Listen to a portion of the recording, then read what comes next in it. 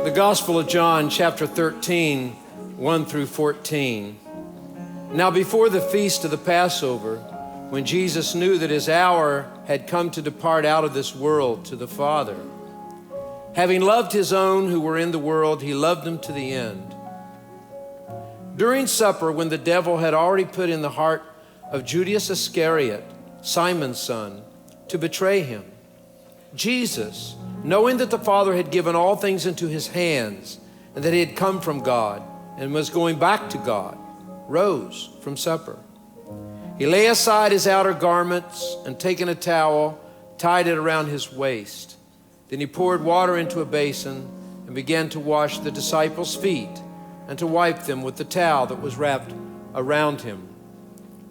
He came to Simon Peter, who said to him, "Lord, do you wash my feet?" And Jesus answered him, "What I am doing you do not understand now, but afterward you will understand." Peter said to him, "You shall never wash my feet." Jesus answered him, If I do not wash you, you have no share with me." Simon Peter said to him, "Lord, not only my feet, but also my hands and my head." Jesus said to him, "The one who is bathed does not need to wash except for his feet, but is completely clean. And you are clean, but not every one of you." For he knew who was to betray him. That's why he said, "Not all of you are clean." When he had washed their feet and put on his outer garments and resumed his place, he said to them, "Do you understand what I have done to you? You call me teacher and Lord, and you are right, for so I am. If I then, your Lord and teacher, have washed your feet, you also ought to wash one another's feet." This is the word of the Lord. You may be seated.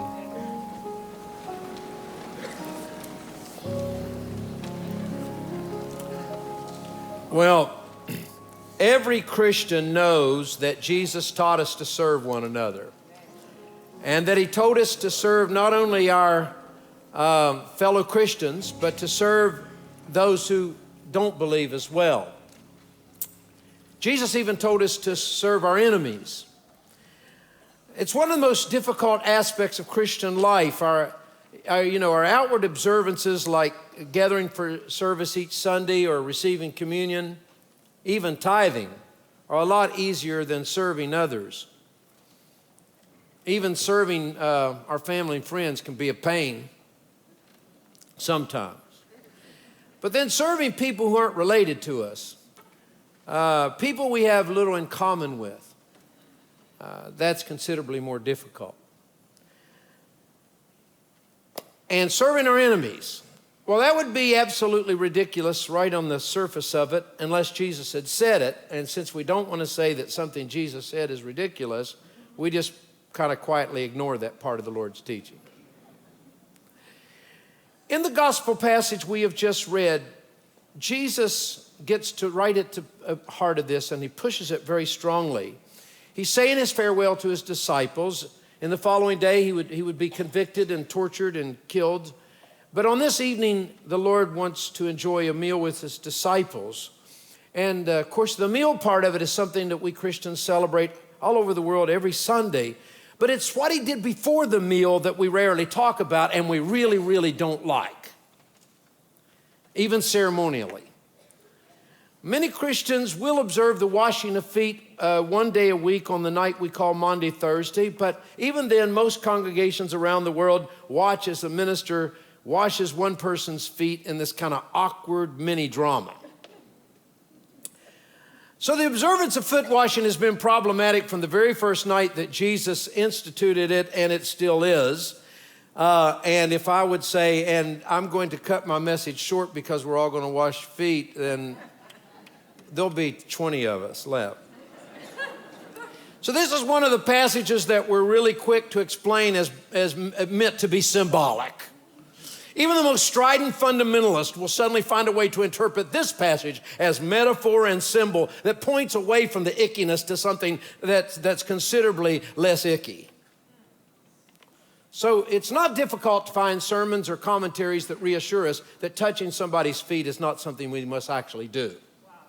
And in fact, there's little insistence on any part of the Christian church that Christians are obliged to carry out the literal ceremony of foot washing.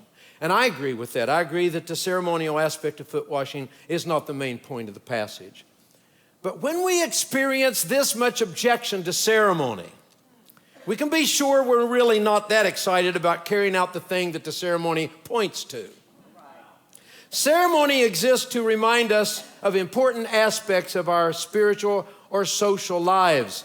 When the ceremony stops, sooner or later the thing the ceremony is meant to teach also stops.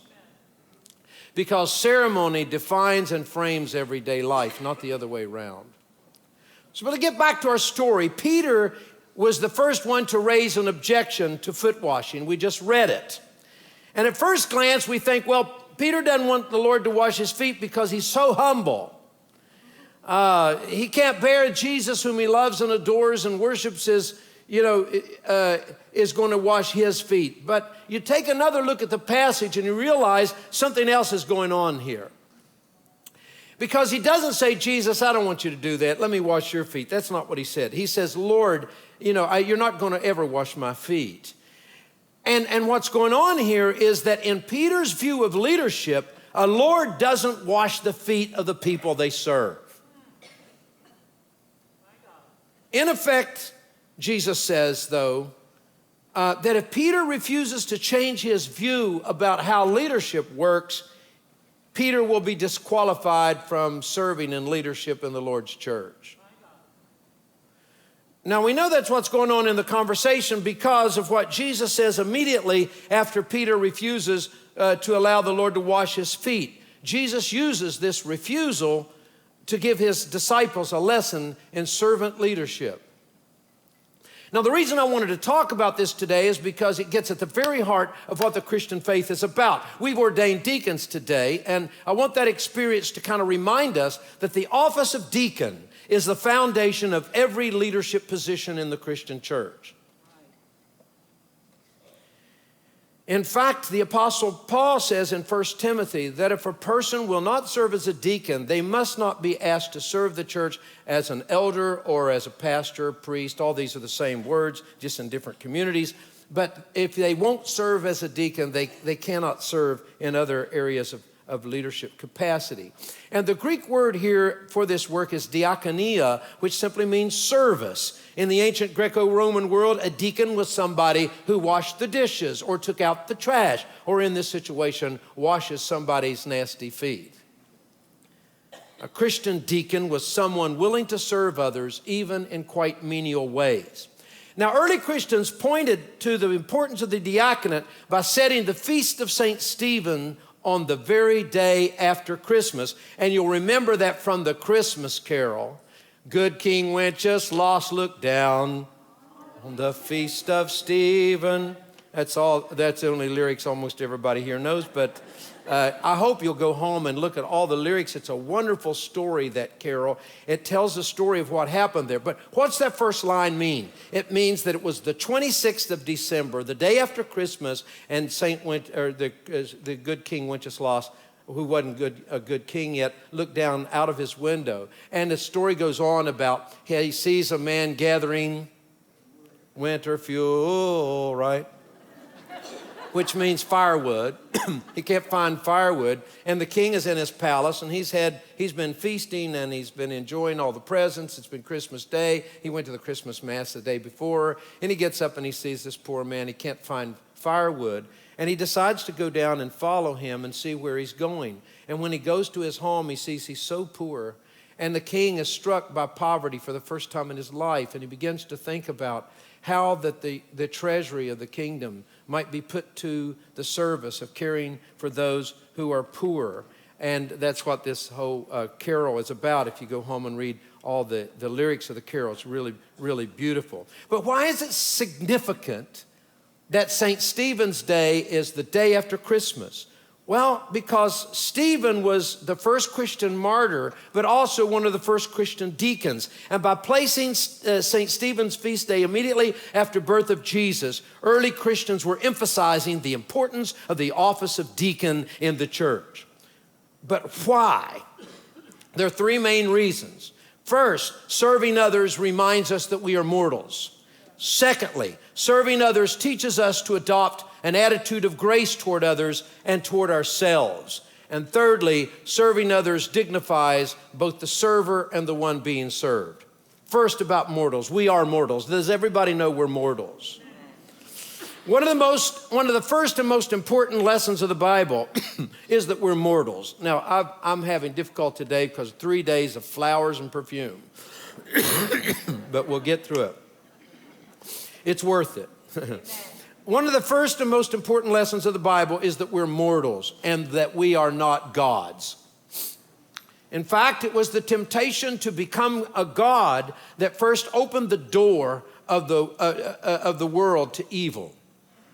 And it's not just the Bible that gives us this warning. You see this warning in Greek mythology that makes the same point in several of its stories. All over the world, the attempt to become a god never ends well. We are mortals. And coming to grips with mortality is the first and most important step toward wisdom. Now, people who run from their mortality are running from wisdom. How do we know that we're running from mortality? When we avoid making a will. If you hadn't made a will, you think you're never going to die. Well, that went over like an empty care package, but that's just true. Get a will. Get off your doofus and go get a will. Just do it. And we avoid making a will, trying to cover up our age. Pretending we're a lot younger than we are. I don't do that because the mirror is what's the problem in my house. Not thinking about retirement. Listen, there's an old man or old woman that you got that's going to starve to death if you don't care for them, and that old man and that old woman is you. You better send them some money. This is really stirring the hearts of the saints this morning. Well, these are all signs of discomfort around the fact that we're mortals. But what does it mean to be a mortal? Obviously, it means we don't live forever. We're all going to live within a certain time span, which is almost certain to be a little less than 100 years old. And for many of us, it'll be even much less than that. And few of us are happy with our mortality. And it's not just that we don't want to die, it's that we want to remain vibrant and useful and youthful for as long as we can, right? And fortunately, in our times, we have the tools that help us do that. We can be active for a much longer period of time than our ancestors. And we can have surgeries. And fulfill Bible prophecy, that which has fallen down can be lifted up.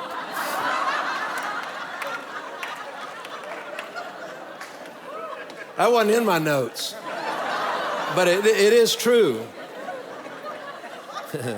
We can do physical therapy.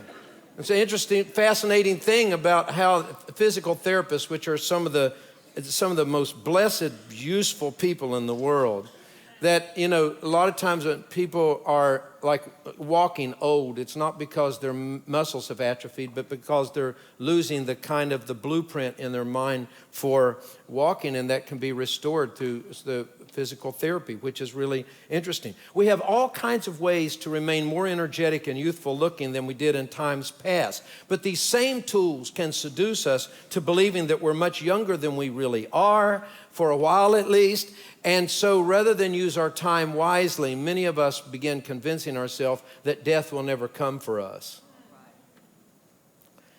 But the truth has a way of crashing in on us. Sooner or later, disease or accident or just plain wearing out catches up to us and forces us to realize our time on earth is limited. Now, y'all go out and have a good day. But this is what mortality means. But mortality is not just about death. Mortality involves or implies limitations of all sorts. For example, it means that even the most gifted human being will experience incompetence and dysfunction in some part of his or her life. And a good part of our life, we're trying to cover that up and pretend that there are no dysfunctions or incompetence in our life. But that's a lie, and that cripples life when we can't acknowledge that. A first-class stockbroker may not know how to play the piano, for example, or speak the Russian language. A great musician may not know how to perform brain surgery. In fact, I happen to know that every one of our gifted musicians on this platform that plays every Sunday, not a one of them is ever going to touch my brain. A gifted linguist may not be the best pastor in the world, which is something I've had to kind of struggle with. We all have our gifts and we have our limitations, and that's the nature of being mortal. And it's another aspect of mortality that we don't tend to like, especially when we are young. We want to be good at everything, and we especially don't like it when we are outperformed by others. It's not that we just want to be perfect, we just want to be better than the other people. And that's why when we do agree to serve others, we almost always do it at first out of this sense of benevolence, or kind of the gratitude that we don't have the kinds of needs as the people that we're serving. For example, if a person is poor and I'm not, I will help him, which is a very good thing. But it kind of also puts me in a superior position as from the one I am serving, since they need the help and I don't. It may not be the most mature way to serve others, but that's usually where we all begin, and there's nothing wrong with it. But with experience, we learn that things were not as we first thought, and the world doesn't work the way we thought at first. We will discover, for example, that many homeless people were once hardworking and responsible. People aren't homeless just, because they won't work and they, and you know that when you work with the homeless. Some of homeless people earned college degrees and once had good paying jobs. That's an uncomfortable truth, but it is true. We learned that some addicted people fell into their addiction after taking pain medication that their pastor, I hope their pastor didn't prescribe them.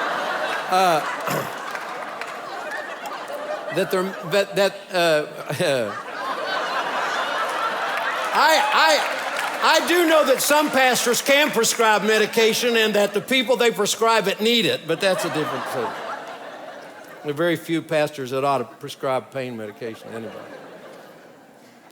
But our doctor prescribed pain medication after some painful accident, and we can get addicted if we're not careful. That's what's going on in our country right now. As we serve others, we slowly realize we're not, after all, a superior kind of person than the people we serve. Indeed, we may learn that the ones we're serving in some ways may be wiser or more spiritual people than we are. I will remember always that it was an addict that saved my wife's life. And he broke the rules of the resident treatment center where he was in, where he was staying. He ran into the administrator's office and made a 911 call. He had signed a thing that he wouldn't use the telephone in there, and it was very strictly enforced. But my wife had fallen, and she got back up, and this recovering addict just didn't like the look of color on my wife's face. He had seen people overdose, and he knew something was wrong. I wouldn't have known that. Trish was serving him at the time, but he is the one who saved her. I remember going back to him about 3 days later and meeting with him, and I said, "You saved my wife's life," and he said, "No, I'm just a cocaine addict." And I said, "No, you're our angel, and we thank God for you." But server and served can both discover their mortality, their limitations when together.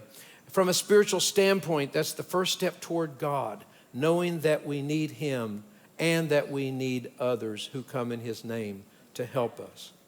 So I come to God and my fellow human beings just as I am, without one plea, as the song says, right? Here's the second thing. We adopt attitudes of grace.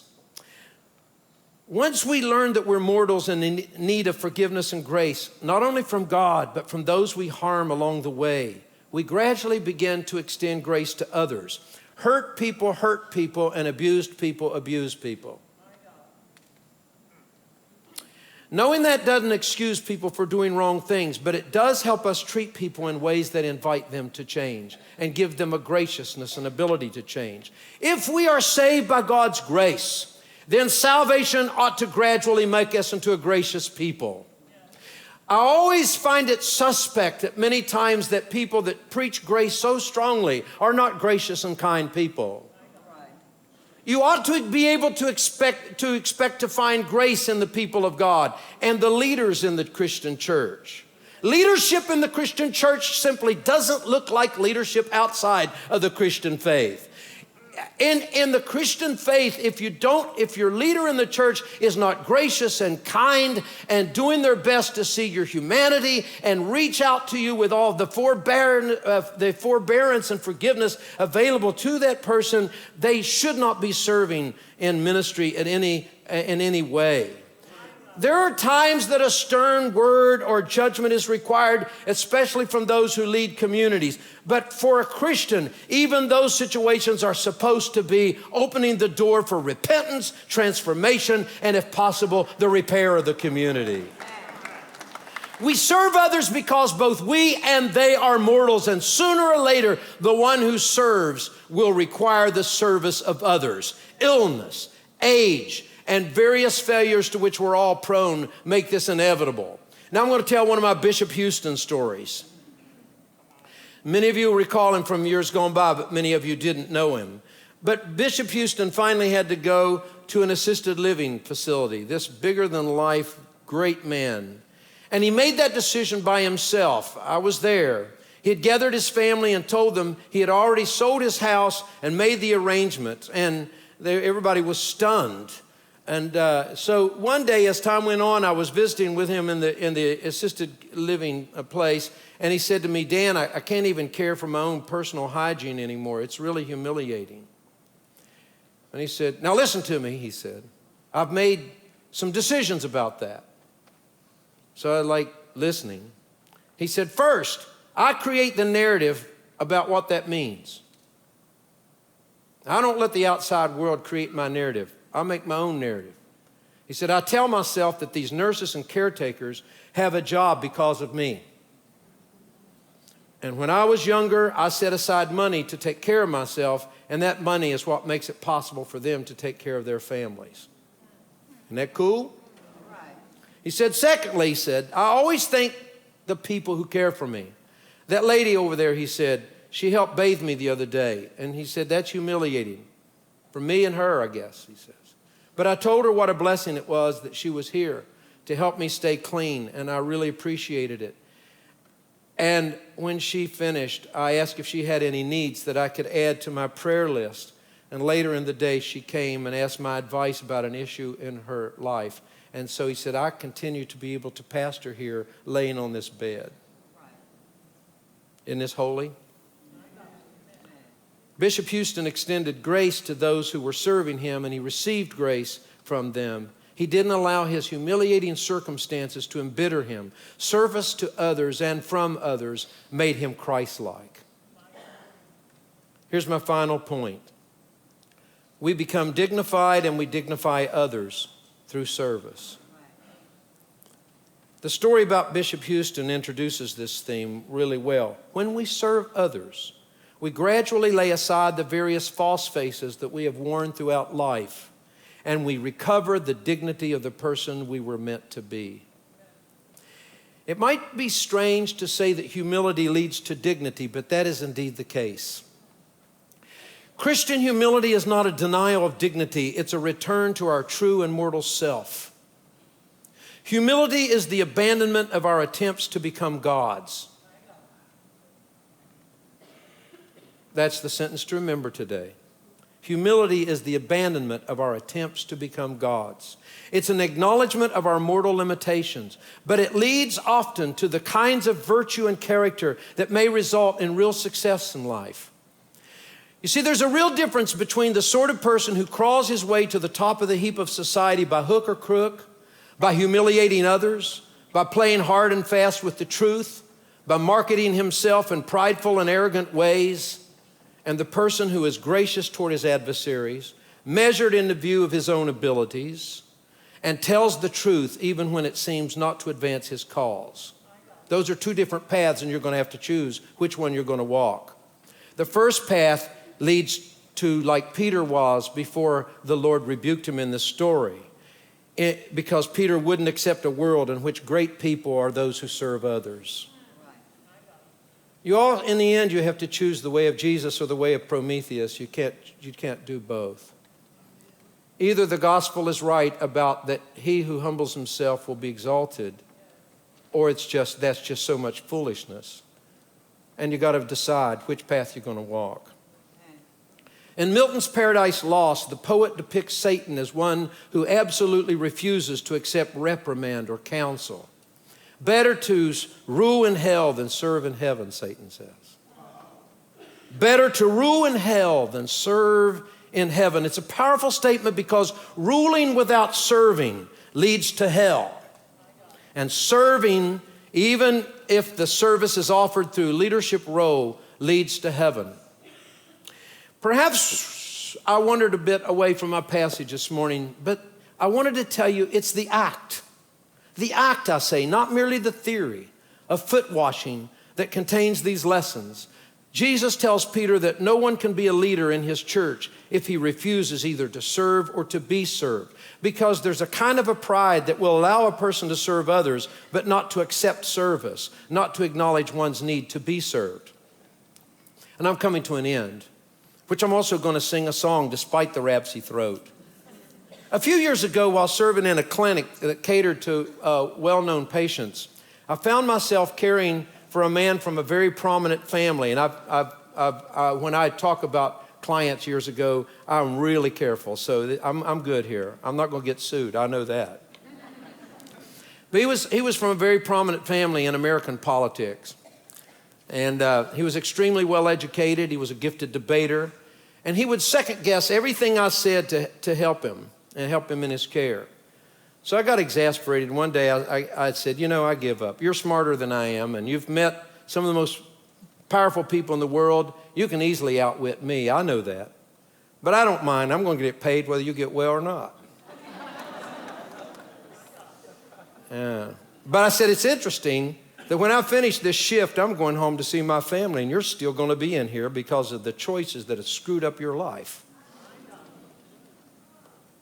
So I said, why don't you think about deciding whether you want to make yourself feel good by scoring debating points, or you might want to consider the possibility that just perhaps I might have just one little corner of understanding about the world that you lack, and I can give it to you if you want it. I said, it's your call. I'll get paid either way. So now, words like that could be an example of my own pride, right? Or they might be, and I think they were, a way of washing that person's feet. I wanted him to get well. And the case did take a good turn. The man told me the next day he was sorry and he wanted to get serious about getting well. But my point here is that foot washing can be and often is about menial acts of service, but it also can be about offering to others the things that have helped us along the way in our own walk with God, things that the people do not know. So we buried Landy Gardner yesterday, and I was thinking about, Landy's family, the Gardners. Our grandparents, great-grandparents knew each other when they were children. So our family connections go back about 100 years. So our lives have been really interconnected in many ways. And I heard yesterday many stories about Landy that, how Landy blessed the world through his art and through the great choir that serves us so well. And I agree with those stories, and I have some of my own, but I'm not going to share today. But what Landy did for me that I think is memorable, that I wanted to mention in this sermon today, is he helped me to know how to dress appropriately for social situations I had never encountered before. For most of my ministry life, I worked among people who were very poor. And when I first came to Christ Church, I was invited to country club dinners and the events that were new for me. Once I was invited to presidential inauguration and met with the Speaker of the House. All that was new for me. And Landy gave me advice about how to dress and conduct myself in those kinds of situations because he didn't want me to be humiliated, wanted me to represent the church well. And that's a kind of foot washing. Once in a formal dinner at Oxford University, I panicked when I sat down to eat because there was way too many forks and spoons. And there were glasses all of different kind of sizes and plates, all kind of stuff. So I was like sitting behind the console of a 777 airliner and expected to know what to do as it takes off. But I'd been with Landy and I knew what to do. Just watch the blue-haired lady with the pearls sitting across the table from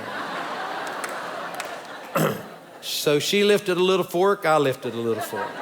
And after a dignified pause, I'd lift the fork again. And so step by step, I used the right stuff in the right order for the right purpose until the dinner was over. And I got up from that table feeling like I belonged there instead of worrying myself sick the entire time, or worse yet, sneering inside at all the foolish arrangement and all these foolish people and wishing I was at Fuddruckers. Brother Hardwick used to tell the story about how Queen Victoria once hosted a state dinner to honor a humble Scottish missionary who had done a great work abroad. And at one point in the dinner, the waiters brought out a small dish filled with lemon juice. And the reason was because the next course was some type of fish, and evidently the lemon juice was to dip your fingers in it to deal with the fish smell. Unfortunately, the missionary didn't know this, and he lifted the dish to his lips and loudly slurped down the juice. Everybody at the table was aghast. There was a Queen Victoria, and all that. So they're all looking around.